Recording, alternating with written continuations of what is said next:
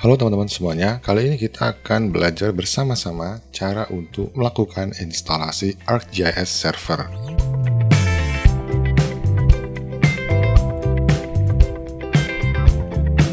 Dan ini merupakan video pertama dari seri terbaru kita, yaitu ArcGIS Server dan bagaimana cara mengadministrasi, mengelola, dan juga mempublish data menggunakan sistem environment dari ArcGIS, baik itu ArcGIS Desktop maupun ArcGIS Server.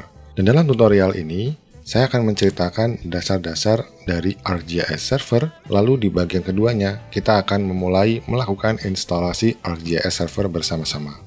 Beberapa yang bisa dibahas diantaranya adalah arsitektur ArcGIS Enterprise, komponen ArcGIS Enterprise, dan juga instalasi dan setup awal ArcGIS Server. Pada arsitektur ArcGIS Enterprise, seperti tampilan di kanan ini teman-teman, ini adalah ArcGIS servernya, bisa satu mesin atau banyak mesin, seperti ini ada kata N-nya, ini artinya banyak mesin yang nantinya bisa di cluster. Dan pada masing-masing ArcGIS server ini akan terhubung pada database dan bisa diadministrasikan atau dikelola tepatnya dengan role atau peran sebagai user, sebagai publisher, atau sebagai admin. Dan untuk mengakses ArcGIS server kita bisa menggunakan port 6080 atau 6443.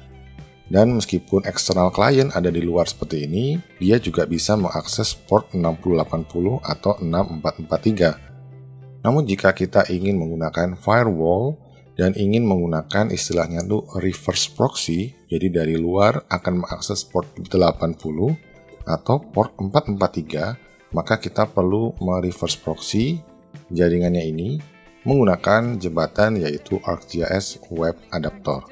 Jadi dari luar, klien-klien eksternal ini akan mengakses port 80 atau 443 dan di belakang layar akan di-forward atau diteruskan ke port 6080 atau 6443 tergantung konfigurasi di jaringan teman-teman semuanya.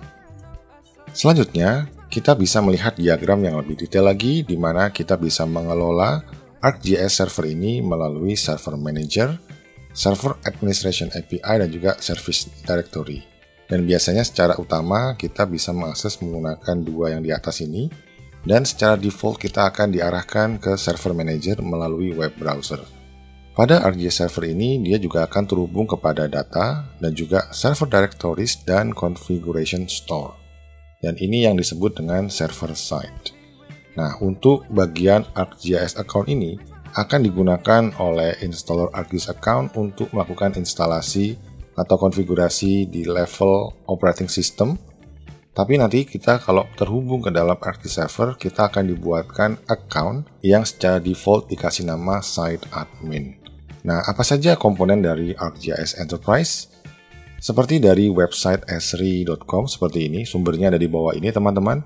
Kita bisa melihat bahwa ArcGIS Enterprise ini adalah kombinasi dari ArcGIS Web Adapter, portal untuk ArcGIS, ArcGIS Server, dan juga ArcGIS Data Store. Menurut info dari Esri-nya sendiri, secara default kita jika membeli ArcGIS Enterprise akan mendapatkan 4 komponen ini secara default. Jika ada komponen-komponen lain, pastinya barulah menambah extension atau license untuk bisa menggunakan komponen yang lain. Nah, buat teman-teman yang mungkin kerja di Esri, bisa koreksi apa yang saya sampaikan apabila ada kekeliruan.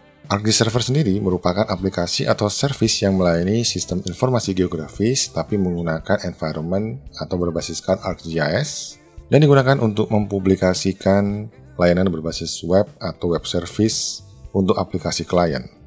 Sedangkan web adapter seperti yang sudah saya infokan sebelumnya pada diagram-diagram sebelumnya, ini adalah jembatan yang melayani port dari ArcGIS Server atau dari web ya, standarnya web itu 80 untuk HTTP dan HTTPS itu 443 untuk HTTP secure.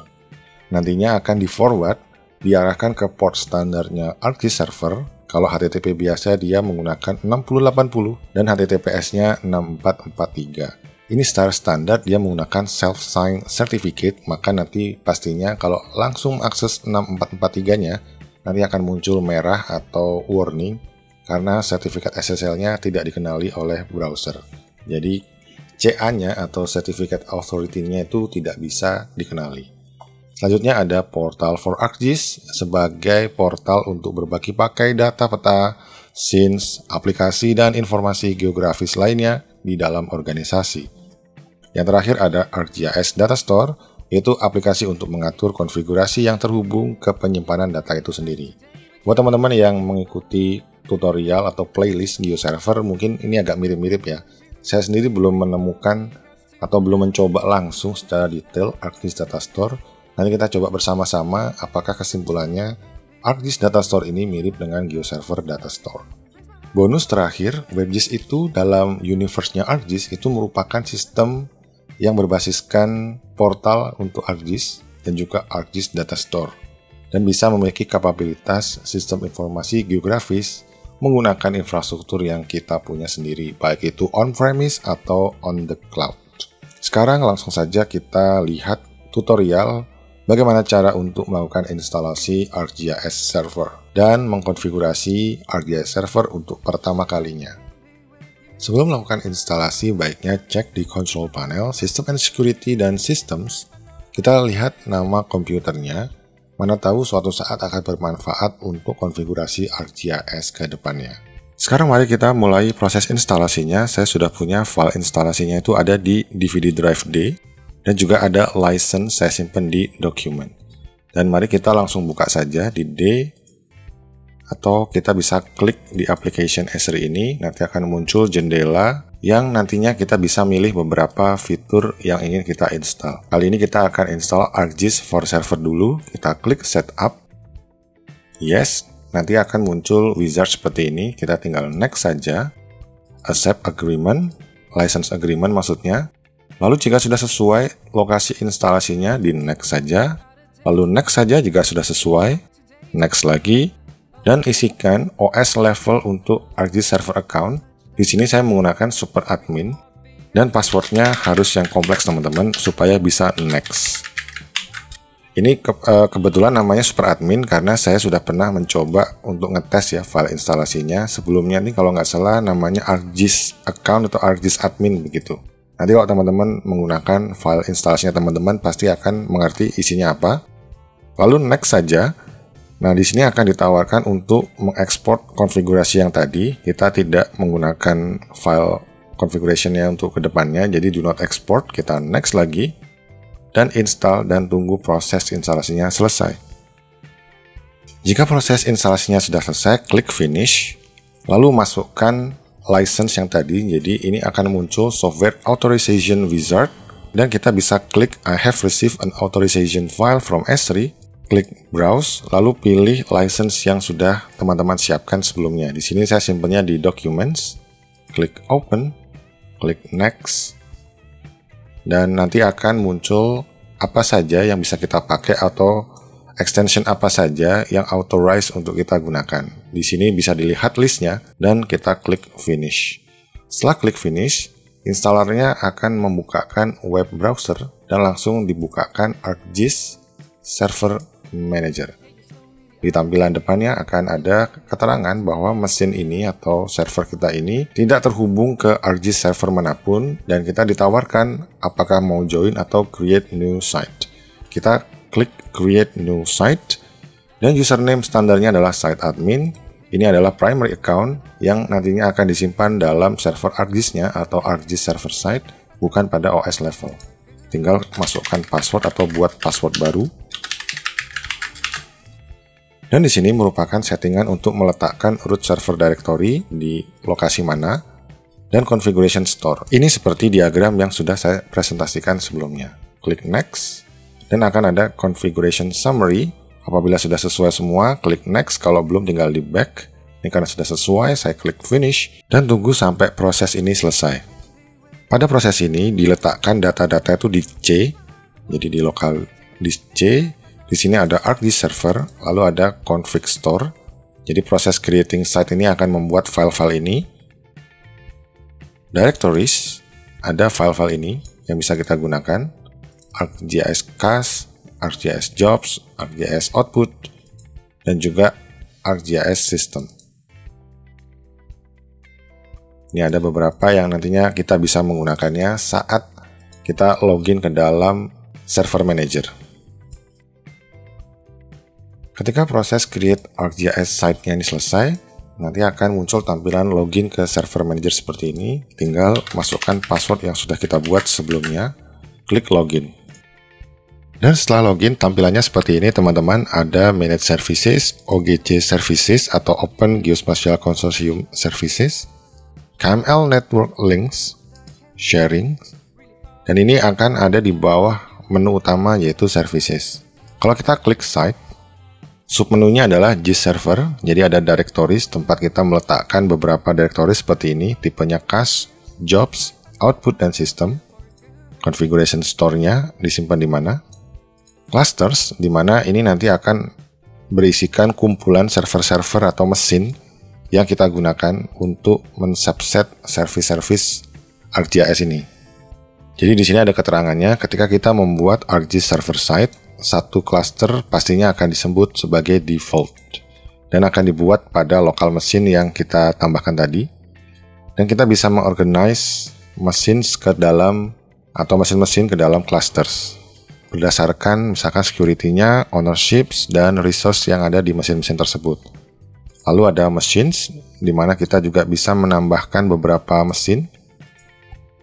Data store-nya, tempat kita terhubung ke dalam atau ke data itu sendiri. Jadi kita bisa terhubung dalam bentuk database, manage database, atau dalam bentuk folder. Dan ada extension yang bisa kita tambahkan. Dan juga ada web adapter yang merupakan jembatan atau reverse proxy antara dunia luar, port HTTP standar, ke port HTTP dan HTTPS yang dimiliki oleh ArcGIS Server. Seperti pada diagram yang sudah saya tunjukkan di awal. Dan ada software authorization, di mana ini kita akan diberikan atau dijabarkan beberapa extension yang bisa kita gunakan untuk ArcGIS server yang kita punya ini. Dan di sini ada keterangannya, untuk memodifikasi edition, level, dan extension dari server ini, kita bisa menggunakan tools yaitu software authorization dari program ArcGIS server, dan kita pilih software authorization. Lalu di menu security, ini tampilannya seperti ini teman-teman, hanya seperti ini saja di bawah submenu settings. Lalu di bawah submenu users, kita bisa menambahkan additional users ke dalam ArcGIS server site ini. Dan nanti kita bisa juga mengelompokkan user-user itu ke dalam roles tersendiri. Nah, seperti ini di bawah roles juga ada. Jadi ini akan bisa di-set gitu ya, berdasarkan function, title, atau atribut-atribut yang lain. Dan logs, sederhananya ini adalah catatan apa saja yang terjadi pada saat server ini nyala. Jadi dia mencatat logs atau kejadian atau peristiwa atau event yang ada di ArcGIS server site ini. Jadi dia menampilkan logs yang terjadi dari semua sistem yang kita punya ini. Bisa berdasarkan semua mesin atau mesin-mesin tertentu. Nah, di sini nama GIS server, tadi saya mungkin lupa menjelaskan, teman-teman harus memperhatikan di sini di control panels nama komputer teman-teman. Jadi nama komputer teman-teman ini harus diperhatikan karena nanti ini akan menjadi domain name dari service kita. Di sini saya kasih nama GIS server. Jadi teman-teman harus merubah nama komputer teman-teman supaya lebih mudah untuk ditulis atau dipanggil. Jadi di sini kalau saya tulis GIS server, dia juga bisa dipanggil. Nah, nama domain ini secara lokal subnet dari komputer lain juga masih bisa dipanggil teman-teman. Meskipun dia bukan fully qualified domain name yang secara global bisa diakses. Lalu ada submenu error reports, di mana ini merupakan error yang terjadi. Jadi dia mengkalkulasi atau merekap jumlah reports yang terjadi berdasarkan kejadian error. Seperti itu dulu teman-teman. Nanti kita akan bahas web adapter.